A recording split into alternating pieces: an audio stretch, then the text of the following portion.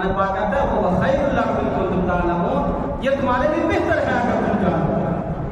ऐसे भी हमने बंदे देखे, जब जनाजे का मौका आया हमें लोगों ने लिस्टें दी, तीन साहब मौलवी साहब ऐलान कर देना इस बंदे ने हमारे इतना 1000 रुपये देना था, इसने सीमेंट ली हुई थी, इसने बजरा लिया हुआ था, इसने इतना उधार लिया हुआ था, लिहाजा हमने अल्लाह की रज़ा के लिए माफ़ कर दिया है। ऐसे लोगों ने भी हमसे ऐलान करवाए और हमने ऐलान किया लोगों के सामने कि फलां हाजी साहब फलां शेख साहब ने जनाबे वाला इतने पैसे इनको माफ़ कर दिए हैं। हम दुआ करते हैं अल्लाह पाक इनको जो है इसका अजर अता फरमाए। लोग भी खुश हो गए, रब्बुल आलमीन के फरमान पर अमल भी हो गया और उस पर भी रहम किया जाए। सुभान अल्लाह। ऐसा कुर्ता अगर हो अल्लाह ताला ने आपको दिया हुआ तो बेहतर है, लेकिन याद रखें वो कर्जदार जो हर एक से कर्जा लेता है और अय्याशियों में उड़ाता है, ठीक है, उसको कर्जा न देना ये बेहतर है। उसको कर्जा हरगिज़ ना दिया जाए, इसलिए कि वो उस कर्जे से गलत फायदे लेता है, कहीं शराब पीता है, कहीं ड्रग्स में मुब्तला है। आजकल ये वबा काम। और अभी इंतजामिया कमेटी की तरफ से मुझे बताया गया कि हमारे समंजा कोर्ट में 3 दिन पहले इस मार्केट में चोरी हुई। वो ये चोरी आपने सुना है, जो मार्केट वाले उन्होंने बताया है, इसका मतलब ये खबरें सादिक है। 3 दिन पहले चोरी हुई है। क्यों चोरी हुई है, कौन लोग चोर हैं? वो कोई यूपी बिहार बंगाल से नहीं आए, वो हमारे अपने बच्चे हैं। और ये भी इंतजामिया कमेटी इस मस्जिद की हो या हमारे एजेंसियों वालों को उन्होंने बताया कि हमारे मंजा कोट में ड्रग्स इतना आम हो गया है, इतना आम हो गया है कि जनाबे वाला अब बच्चे चोरियों पर मजबूर हो गए ताकि चोरी करके हम जो है रोटियां खाएं। ये हालत हो गई है। बताइए ये क्यों हो रही है हालतें? इसलिए कि हमने अपने दीन को नहीं पढ़ा, अपने दीन को समझा नहीं। हम आते हैं आखिर में, कोई बात हमारे पल्ले कैसे पड़े? हम आते हैं लास्ट में, वो सब में बैठ गए और इधर सदर सामने दुआ शुरू की तो लोगों ने पहले आए हैं सबसे लास्ट। अब दुआ मुफ्त नहीं पाता, दुआ सबके लिए हो रही है। वो अपने लिए तो नहीं कर रहे ना, वो आप लोगों के लिए कर रहे हैं। या अल्लाह सारे पर रहम कर। लेकिन जिनके लिए दुआ की जा रही है उनको परवाह नहीं है, वो आमीन कहने के बजाय कहते हैं कब जो है आप अपनी बाकी सुन्नतें उल्टी सीधी पड़ी और बाकी बोलो है कि नहीं। और फिर जब थोड़ा सा लेट हो जाए तो घड़ियां लगने लगती हैं, घड़ी वो टाइम हो गया, टाइम हो गया। बारात चलती है, कोई घड़ी नहीं देखता। 10 घंटे, 1 घंटा, 2 घंटे ऊपर हो जाए कोई बात नहीं, और तैयारी में लेट हो गई, वहाँ कोई हमारी शिकायत नहीं होती। मौलवी साहब तकरीर कर रहे हो, मौलवी साहब दुआ कर रहे हो, नमाज जनाजा में 2 मिनट ऊपर हो गए, वो मौलवी साहब तकरीर का टाइम खत्म हो गया। भाई क्या है, क्या हालत हमारी हो गई है। तभी चोरियाँ हो रही है, तभी हमारे बच्चे ड्रग्स में मुब्तला है। होना तो ये चाहिए अपने बच्चे को अपने साथ लेकर जुमे के दिन सफ़े अव्वल पे बिठाओ, सुन वहाँ तकरीर सब क्या सुन, वहाँ दीन की बातें सुन, फिर यहाँ वो मसाइल सुनेगा कि ड्रग्स इस्तेमाल करने का कितना बड़ा अजाब है, किसी का पैसा मारना कितना बड़ा अजाब है, चोरी करना कितना बड़ा जुर्म है। अगर ये सजा पर वो सुनेगा, रब की फरमान सुनेगा, हो सकता है कि उसके दिल में ये बात असर कर जाए। और अगर ना भी की जाए, तुम तो बरी हो गए ना, वालिद तो बरी हो गया ना, उसका काम था खतीब साहब के सामने बिठाना, मौलवी साहब के सामने बिठाना, दीन महफिल में बिठाना। अब वो अगर उसको सुन पर अमल नहीं करता है, बाप बतेरी कोशिश करता है कि मेरा बेटा सुधर जाए, लेकिन फिर भी वो नहीं सुधरता, अब उसका बाप है। लेकिन हमने कोशिश कहाँ की? कोशिश नहीं की है। बच्चा हमारा सोता है रात में। आजकल तो गर्मियों का मौसम है, हमने देखा है कि जो अच्छे अच्छे लोग नमाजी है ना, वो भी सुबह की नमाज अदा करते हैं। तो फिर नौजवान कैसे नमाज पढ़ेगा? जरा बच्चों को हमने उठाएंगे, जनाब देर तक पढ़ता रहा, KS की एग्जाम की तैयारी कर रहा है, IAS की एग्जाम की तैयारी कर रहा है, बाहर में जाए ऐसा एग्जाम। कि जैसे जिस एग्जाम में हमारी नमाज छूट जाए। कुरान कहता है इन्ना सलाता तन्हा अनिल फहशाई वल मुनकर।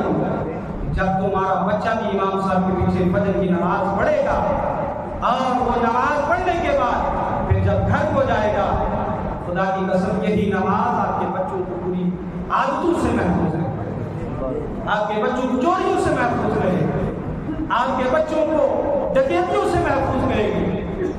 और ये ड्रग्स जो इसको हम कुछ नहीं समझते हैं, कितनी जिंदगियां जा चुकी हैं और कितनी जा रही हैं, इसका हमें अंदाजा नहीं। और इंतजामिया से मेरी गुजारिश है, कड़ी सख्ती की जाए, जो भी इसमें मुलव्विस पाया जाए, कोई भी हो कसे बाशर, उसको बख्शा ना। ठीक है सदर साहब, मैं आपकी तायद से ये बात कहना चाहता हूँ। SHO साहब, DSP साहब हो, वो पूरे मंजाकोट के इस इलाके में सर्च अभियान शुरू करें। जिसके घर से पाया जाए उसको बख्शा ना जाए, उसके सलाखों को पीछे डाला जाए, ताकि बाकियों के लिए इबरत हो जाए कि जो सजा है इसकी वो दुनिया में भी कितनी बड़ी है, आखिरत में कितनी बड़ी है। इस्लाम ने जिस चीज को हराम करार दिया उसको हम क्यों हाथ में, ठीक है। इसलिए कुरान पाक ने फरमाया वत्तकू यौमन तुरजऊन फीही इलल्लाह। ऐ लोगों, डरो तुम उस दिन से जिस दिन तुम सारे के सारे उसकी तरफ लौट कर जाओ। कोई भी ऐसा नहीं है जो दुनिया में आया और फिर रब की तरफ लौट करके ना जाए। हर ईमान वाले का ईमान है, और बेईमान अगर से ना माने लेकिन उसको भी लौट करके रब के हुजूर जाना है। कुरान पाक ने फरमाया वत्तकू, डरो, उस दिन का डर अपने दिल के अंदर बसाओ। अगर तुम्हारे दिल के अंदर उसका डर आ जाए, यार क़यामत के दिन रब के हुजूर खड़ा होना है, अगर मेरे अमाल दुरुस्त न हुए तो मुझे जहन्नम की तरफ धकेल दिया जाएगा। जहन्नम का अज़ाब बड़ा सख्त है, जहन्नम का अज़ाब बड़ा कड़ा है। इन्ना बत्श रब्बिका लशदीद, तेरे रब की पकड़ बड़ी सख्त होती है। जब ये तुम्हारे दिल के अंदर रब का खौफ होगा तो खुदा की कसम तुम्हारा बच्चा कभी भी ड्रग्स की तरफ नहीं होगा, उधर हाथ नहीं बढ़ाएगा। तो कहेगा जनाब अगर इतनी सजा दुनिया में है तो आखिरत में कितनी बड़ी सजा। उस दिन तुम्हें ज़क़ूम पिलाया जाएगा।